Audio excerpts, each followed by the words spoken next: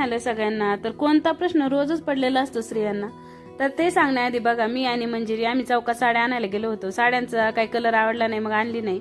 कॉस्मेटिकचं सामान घेतलं पार्लरचं तिचं, आणि मग येताना आईस्क्रीम घेऊन घरी आले. आईस्क्रीम खाऊन झाल्यानंतर बघा, संध्याकाळी ना रोज हा प्रश्न प्रत्येक स्त्रियांना पडतो, तसा मला पण पडतो की काय भाजी बनवायची.